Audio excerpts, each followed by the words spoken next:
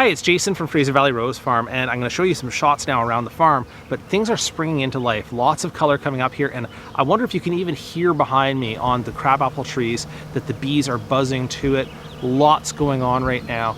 And that means that my time is getting short to set up my irrigation for the season. You could see in this previous video that I already set up the drip irrigation on my new veggie and flower beds, but then I also have to talk about how to control these, and I also want to talk to you about some technology in this regard, because traditionally it's either been turn it on, turn it off, the manual system, or it's been a timer, and sometimes those wired timers, like I have in my greenhouse here, have been smart enough to know when it's raining, so they'll have an external sensor to talk about rain. But with the advent of smart home technology, let's call it, or the Internet of Things, you can see that wireless systems that go through the cloud and gather much more data are starting to be the norm for controlling things around your house, and that's creeping into the garden now too. I wanted to talk to you about a system here by RainPoint that gives me lots of inputs, lots of decision-making influence, and can even automate some of those decisions for me. So let's have a quick look at the system. I'd like to give you an idea of how this new smart watering system works in comparison, especially to the traditional wired timers. So I'll give you an idea of how each of these pieces fits together into the system. There is a hub. The hub I'll show you a picture of collects the data from these inputs and sends data to these outputs. This is a temperature and humidity sensor, so that will collect the climate data for you, and it graphs that in the app. This one here is a soil moisture sensor, so this metal plate collects soil moisture data and sends that to the hub. This one collects rainwater, and you can see it has a funnel in the top there, and then this clever device on the inside where when the water drops in here, it tips over this way, then starts collecting on this side, and tips over this way. That count of the back and forth will give it an idea of how much rain is coming in. This one here is a wireless valve to control your irrigation, and you can have as many of these hooked onto the system as you'd like, and they can all be manually timed through the app. That is, you can set them to certain durations. You can set them to skip if they've received data from the rainwater sensor, or you can actually set them up onto the soil moisture sensor as an automatic watering as your plants need more moisture, in addition to your timed settings. The other one I'll show you here on the far right is a flow meter, which measures how much water you're applying when you're applying it by hand. The valve here measures its own water, so this is just when you're applying by hose. This is the kind of irrigation timer that most people are familiar with. I'll give you a close-up of this as well. You know the type. It has that grungy plastic cover, has dials and dip switches that determine how much water goes on when. At best, it has a little digital display on it. Doesn't collect any data, doesn't connect to an app, not usually. At least with the old school ones, there's still the same technology basically that's been running the irrigation and sprinkler timers for about 30 to 40 years. So one thing you'll note is there's lots of wires. There's wires coming in, supplying power. Usually there's battery backup as well. And then there's wires that have to run continuously out to each of the zones that you're trying to control. That can be a vulnerability, of course, because wires can corrode in outdoor and greenhouse environments. But typically speaking, once you've got it installed and if you've done a good installation, those wires are pretty trouble-free. Now, of course, when you look at the other system, it's all wireless and it just connects up to that hub. What are the failure points on that one? Well, of course, everything is run on a battery, so when the battery goes out, the sensor or the valve stops working. This one here is probably a little more solid state than that, so you take those into consideration when you're comparing the old technology, which is, you know, a bit of a pain to set up, but generally pretty bulletproof if you've installed it nicely, compared to the other one, which has a lot of sensors, lots of data, lots of connectivity issues that could happen, and certainly all the batteries will run out over time. I feel like this part's going to go a little bit easier if I just let you look over my shoulder at my phone and show you the app that all of this is controlled on. This one here is the hub. It's a reflection of that indoor hub I showed you, and it also clicks into the sub devices, each of the devices that's connected to the hub. Just wanted to show you this part because adding a device is actually pretty easy.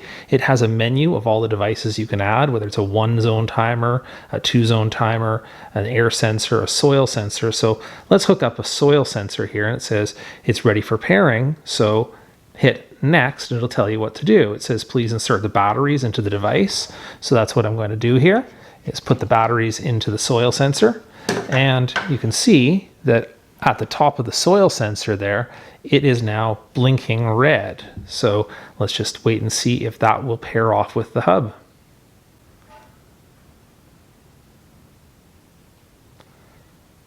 And there you go. You can see that now that one is showing 0% soil humidity. And it also has a setting there where it collects the temperature. So that's another data point for temperature. And it has a light sensor at the top there, which if I covered it off here, it would move from 473 lux to 18 lux, and I uncover it and it moves up back to the higher lux number, and that's going to record outdoors for you as well. So that's another thing that you can log with this system.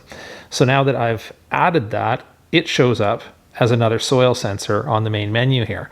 Now, with all of these, I guess the main point is that you're trying to control some watering. So let's go over to one of the two different irrigation valves that are battery hooked up to this, and it has a left valve and it has a right valve.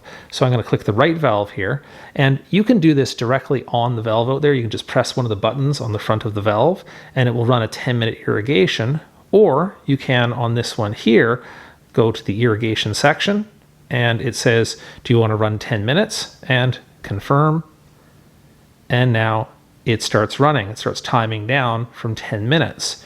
And that's running out to the drip irrigation system. So with that running out to the drip irrigation system, it's actually feeding a couple of things now. It shows that it's watering here, and then it will also have eventually the soil moisture sensor, this one here that's in that garden, will start moving up from 41% to higher percentages of moisture in the soil. So it's all pretty slick there. And for most of these things, what you can do is you can go here and you can hit charts, and it will show up with a chart. It's going to be sideways here, but it's going to indicate what the temperature was and so on as you moved through the day or the week or the month, and you can log those here. So that's all pretty slick. So I wanted to show you one other thing here on the phone. I'll bring it a little bit closer here, is that on that timer, I'm going to again go to the right valve here, and I can say I want to do a little bit of setup on it. And what I can actually do is pull this up here and say I want to pair a soil sensor with it. And you have to know which soil sensor you've actually got in the garden bed, but I've paired a soil sensor as a for instance, and then I can say, you know what, I want it to do intelligent irrigation, which means that it's going to irrigate by the soil sensor. So when it drops below a certain humidity in the soil or moisture in the soil, it will start the irrigation, and then we'll stop the irrigation when it hits 80%.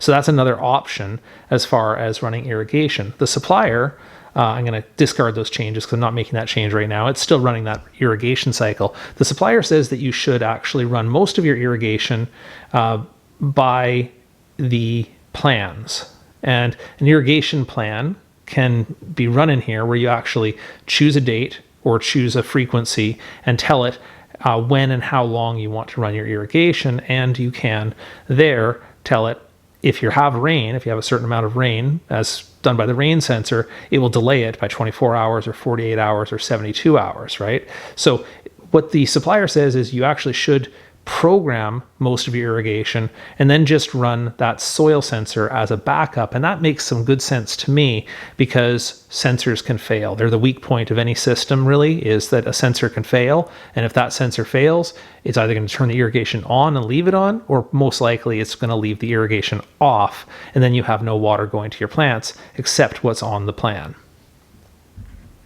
And quick update after that watering cycle, it shows that it's used 9.2 gallons of water on that, and the moisture sensor has moved up from 40% to start up to about 48% after that period of time. And frankly, I don't know what's the right level of soil moisture by that sensor, but what I do know is that with data like this that's logged and shows when you watered, what that did to the soil moisture, what the light was, what the temperature was, and combining that with the observations of your plants, that you have a better chance of choosing the right amount of water, the right frequency, and you can certainly work on using that soil moisture sensor and setting those limits where if it goes below, say, 30 and you know that's when your plants wilt, then you can bring it back up to 50 or 60, depending on what your observations show is the right level of soil moisture. So overall, I think think the hardware is solid, and I love the software. All right, if you have any questions about this, I meant this is an overview and a comparison